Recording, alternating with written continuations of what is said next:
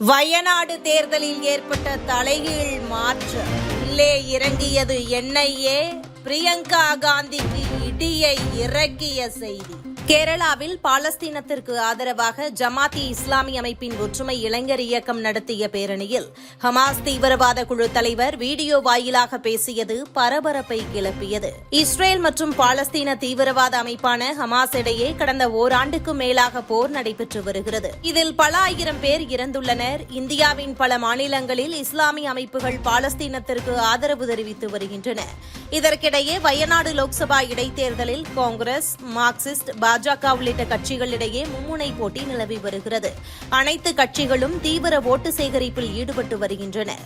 இந்த நிலையில் அடிப்படைவாத அமைப்பான ஜமாத் இஸ்லாமி காங்கிரஸ் வேட்பாளர் பிரியங்கா காந்திக்கு ஆதரவு தெரிவித்திருப்பதாக கேரள முதல்வர் பினராயி விஜயன் அதிர்ச்சி தகவலை கூறியுள்ளது பெரும் சர்ச்சையை கிளப்பியிருக்கிறது. இது தொடர்பாக பேஸ்புக்கில் அவர் விடுத்திருக்கும் பதிவில் கூறியிருப்பதாவது: காங்கிரஸ் வேட்பாளர் பிரியங்காவுக்கு பின்புலமாக ஜமாத் இஸ்லாமி அமைப்பு இருந்து வருகிறது. இதில் காங்கிரசின் நிலைப்பாடு என்ன? இதன் மூலம் காங்கிரசின் மதசார்பின்மை என்ற முகமூடி வெளிச்சத்திற்கு வந்திருக்கிறது. ஜமாத் அமைப்பினருக்கு நாடோ அல்லது ஜனநாயகமோ முக்கியம் இல்லை. ஜம்மு காஷ்மீர் சட்டசபை தேர்தலில் ஜமாத் இஸ்லாமி அமைப்பினர் 3 அல்லது 4 தொகுதிகளில் போட்டியிட முடிவு செய்தனர். அவர்களின் நோக்கமே மார்க்சிஸ்ட் வேட்பாளர் முகமது யூசுப் தரிகாமியை தோற்கடிக்க வேண்டும் என்பதுதான். ஜமாத் அமைப்பினருக்கு ஒரே ஒரு கொள்கைதான்: ஜனநாயக முறையிலான அரசை அவர்கள் ஏற்றுக்கொள்ள மாட்டார்கள்.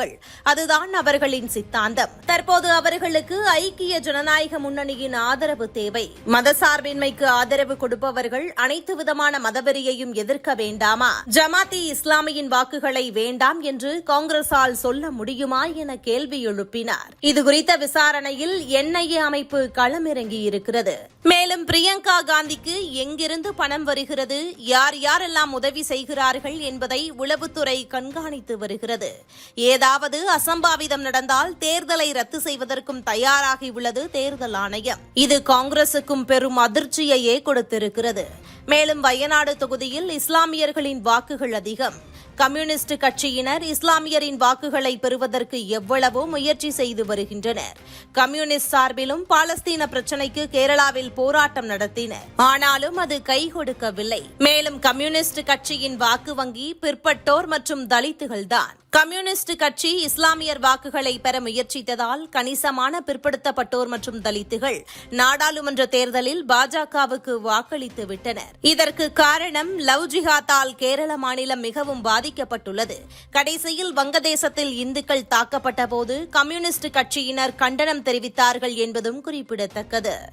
இதுபோன்ற முக்கிய நிகழ்வுகள், அரசியல் தகவல்களை ஆழமாக மாறுபட்ட கோணத்திலும் அறிந்து கொள்ள மறக்காமல் உங்கள் TNS24 டிஜிட்டல் பக்கத்தை பின்பற்றிக் கொள்ளவும். உங்கள் ஒவ்வொரு ஆதரவும் இதுபோன்ற பல நிகழ்வுகளின் பின்னணியை அறிய உதவும்.